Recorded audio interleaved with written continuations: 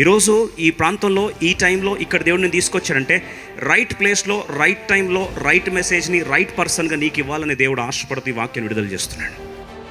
దేవుడు నీకు చెప్పకుండా ఏది చెయ్యడు.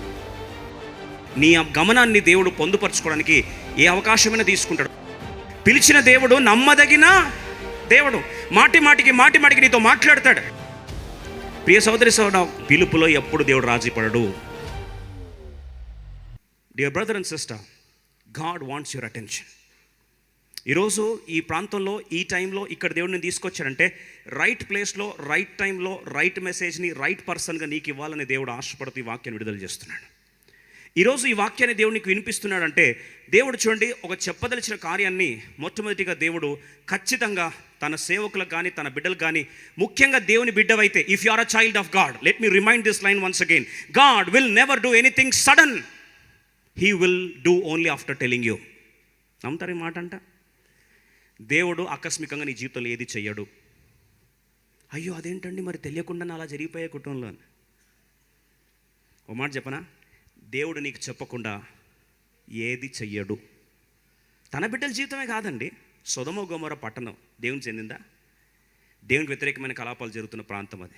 కానీ లోతు అక్కడ ఉన్నాడు కాబట్టి దేవుడు ఒక మాట అంటాడు, అయ్యా అబ్రహామా, సొదొమ గొమొర్రా పట్టణం గురించి నేను చేయదలిచినది నీకు చెప్పకుండా నేను ఏదన్నా చెయ్యగలనా? Can I do anything without sharing with you? Yes or no? Nineveh పట్టణాన్ని దేవుడు తగలబెట్టాలని ఆశపడ్డాడు. అప్పుడు ఏం చేశాడు దేవుడు? చెప్పాడా చెప్పలేదా? Yes or no? మరి నినివే రాజు మారాడా లేదా? మనస్సేకి దేవుడు చెప్పాడా లేదా? Yes or no? ఆహాబుకి దేవుడు చెప్పాడా లేదా? మీరు చరిత్ర చూడండి, దేవుడు చెప్పకుండా ఏది సడన్గా చేయడు. మీరు అనొచ్చు మరి సడన్గా ఎలా జరిగిందండి అంటే, ఎందుకు జరుగుతుంది తెలుసా? ఇప్పుడు ఉదాహరణ మీరు అనొచ్చు, లేదండి సమూయేలు ద్వారానే దేవుడు మాట్లాడతాడండి, ఏలీతో దేవుడు మాట్లాడండి, దేవుడు పక్షపాతి అండి అంటారు కదా కొంతమంది. వాస్తవమే, సమూయేలుతో మాట్లాడే దేవుడు ఏలీతో మాట్లాడా? ఏలీతో దేవుడు మాట్లాడా ఆల్రెడీ. 1 సమూయేలు 3వ అధ్యాయము 12వ వచనం చదవండి, ఏమని రాస్తుంది చూడండి.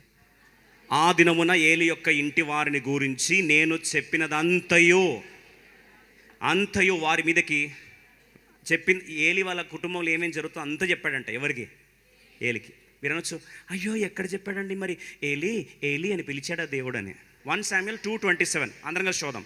అంతటా దైవజనుడు ఒకడు ఏలీ యొద్దకు వచ్చి ఇట్లా, నేను యెహోవా నిన్ను గూర్చి సెలవిచ్చినదేమనగా, నీ పితరుని ఇంటి వారు ఐగుప్తు దేశమందు ఫరో ఇంటిలో ఉండగా నేను వారికి చాలా జాగ్రత్త చాలా స్పష్టంగా చూస్తే దేవుడు ఏలీతో డైరెక్ట్గా మాట్లాడకపోయినా తన స్వరాన్ని వినిపించడానికి ఒక దైవజనుని పంపించాడంట. 1 Samuel 2:27 ఫస్ట్ లైన్ ఏమని రాస్తుంది ఆన్ ద స్క్రీన్ క్విక్లీ. అంతటా దైవజనుడు ఒకడు ఏలీ యొద్దకు వచ్చి ఇట్లా, నేను ఎవరిని పంపించాడు? దైవజనుని పంపించాడు. దేవుడు పక్షపాతి కాదండి. ఈరోజు ఈ వాక్యం దేవుడు ఎవరికొరకు విడుదల చేస్తున్నాడో తెలియదు.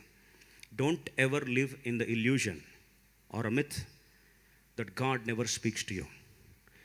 God will speak to you. దేవుడు నీతో మాట్లాడాలని, నీ అటెన్షన్ గ్రాప్ చేయడానికి దేవుడు ఏ ప్రాంతంలో ఏ సేవకుడైనా, ఏ వాక్యమైనా, ఏ సంఘటనైనా, ఏ దృష్టాంతాన్నైనా తీసుకుంటాడు, నీతో మాట్లాడడానికి ఇష్టపడతాడు. God longs to speak to you. God desires to speak to you. ఎందుకు చెప్తున్న ఈ మాట అంటే, దేవుని పిలుపు గురించి దేవుడు ఎప్పుడు కూడా బయలుపరచాలి, పిలవాలి అని నీ గమనాన్ని దేవుడు పొందుపరచుకోవడానికి ఏ అవకాశమైనా తీసుకుంటాడు. ఉదాహరణ మీరు బైబిల్లో చూడండి, ఆ పిలిచే దేవుడు ఆయన పిలుపు విషయంలో ఎప్పుడు రాజీ పడాడండి. Let me tell you this, God will not keep you in blindness, especially when it comes to regarding his calling. Romans 11:29 ఎంత అద్భుతమైన మాట రాస్తుంది చూడండి. కృపావరముల విషయంలో కానీ అలాగే పిలుపు విషయంలో కానీ దేవుడు ఎప్పుడు కూడా God will never regret about the calling and God will not, the calling is never irrevocable. అంటే ఇచ్చి ఏం చేస్తాడు? మళ్ళీ బ్యాక్ తీసుకోడండి. పిలిచిన దేవుడు నమ్మదగిన దేవుడు. మాటికి నీతో మాట్లాడతాడు, డైరెక్ట్గా మాట్లాడతాడు. యోబు గ్రంథం 33:14 దేవుడు నీతో ఒక్కసారి మాట్లాడతాడు. దేవుడు ఒక్క మారే పలుకును, రెండవ మార్లు పలుకును, అయితే మనుషులు అది కనిపెట్టు. చూడండి, దేవుడు ఒకసారి మాట్లాడతాడు, మెల్లని స్వరం ద్వారా మాట్లాడతాడు, విస్పర్ ద్వారా మాట్లాడతాడు, స్లో స్టిల్ స్మాల్ వాయిస్ ద్వారా మాట్లాడతాడు.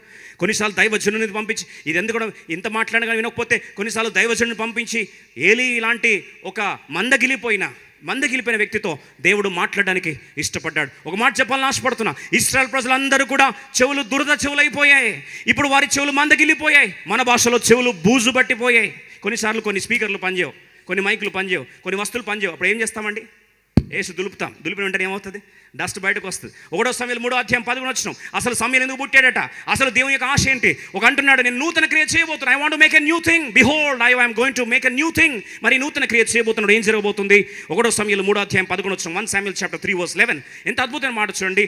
సమూయేలు అంతటా యెహోవా సమూయేలుతో ఇలాగూ సెలవిచ్చెను, ఇశ్రాయేలులో నేను ఒక నూతన క్రియను, నేను ఒక కార్యమును చేయబోతున్నాను.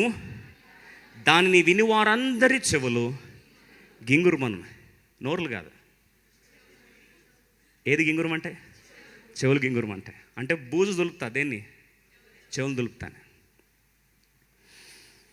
అంటే ఇశ్రాయేల్ ప్రజలు ఏ స్థాయికి వెళ్ళిపోయారంటే, దేవుని స్వరము దేవుడు పలుకుతున్నా కానీ విననొల్లని మాంద్యతలోకి వెళ్ళిపోతే, అప్పుడు దేవుడు ఒక ప్రవక్తను పంపించాడు, పిల్లవాడిని పిలుచుకున్నాడు. ఆ పిల్లవాని పేరే సమూయేలు. బైబిల్ సెలవిస్తుంది, దేవుడి స్వరం అంతవరకు మూగబోతే చెవులు బూజు దులిపి చెవులు గింగురుమన్నట్లు వాళ్ళతో మాట్లాడడం ఆరంభించాడు. సమూయేలు బ్రతికినంత వరకు దేవుని స్వరం విస్తృతంగా మోగింది. సమూయేలు కన్ను మూసాడు. 1 సమూయేలు 28:6. సమూయేలు మరణించిన వెంటనే బైబిల్ సెలవిస్తుంది, 1 సమూయేలు 28:6, యెహోవా యొద్ద విచారణ చేయగా యెహోవా స్వప్నము ద్వారానైనను ఊరిమి ద్వారానైనను ప్రవక్తల ద్వారానైనను ఏమియో సెలవీయకుండా, God stopped speaking. The voice of God got muted. ప్రియ సోదరి సోదరుడు, చాలాసార్లు మనం అనుకుంటాం దేవుడు మాట్లాడలేదు. చూడండి, ఆకస్మికంగా సంఘటన ఎప్పుడు జరగదు. 29 సామెతలు 29:1 చూడండి. డైరెక్ట్గా మరణం వచ్చేస్తుందండి, డైరెక్ట్గా జరిగిపోయి. ఎవరు చెప్పారండి డైరెక్ట్ జరిగిందని? ఎవరు చెప్పారు? నీ అభిప్రాయం, నీకు అవగాహన లేమి, సత్యం తెలియకపోవడం వల్ల.